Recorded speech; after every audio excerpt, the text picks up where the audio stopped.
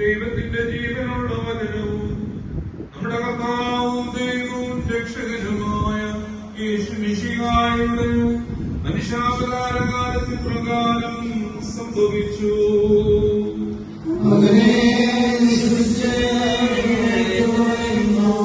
യേശു Caesarea പ്രദേശത്തെത്തിയപ്പോൾ ശിഷ്യന്മാരോട് ചോദിച്ചു, മനുഷ്യപുത്രൻ ആരെന്നാണ് ജനങ്ങൾ പറയുന്നത്?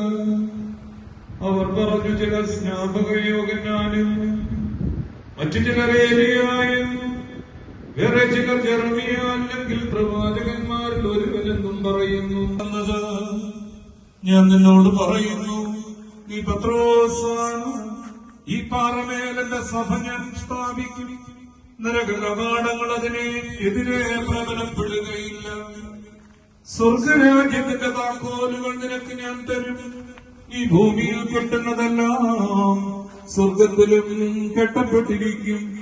നീ ഭൂമിയിൽ അഴിക്കുന്നതെല്ലാം സ്വർഗത്തിലും അഴിക്കപ്പെട്ടിരിക്കും എന്ന് ഞാൻ അരുളി ചെയ്തു.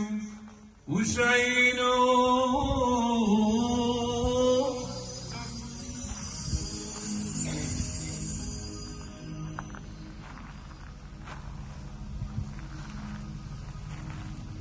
കർത്താവിനെ അവന്റെ ശുദ്ധസ്ഥലത്ത് സ്തുതിപ്പി, അവന്റെ ശക്തിയുടെ ആകാശത്തിൽ അവനെ സ്തുതിപ്പി.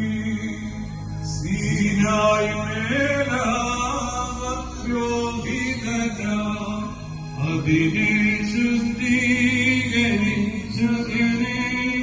പള്ളിയിൽ വാസം ചെയ്തതിനെ സദയാൽ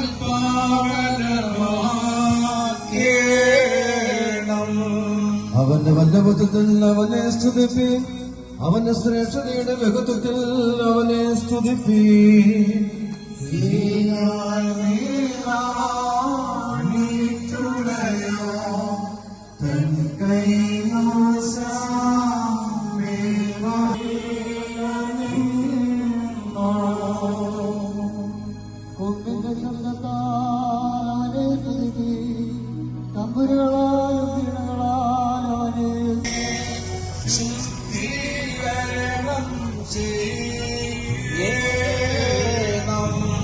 തപ്പുകളാലും ചതുർത്തപ്പുകളാലും അവനെ സ്തുതിപ്പി, രസമുള്ള കമ്പികളാൽ അവനെ സ്തുതിപ്പി.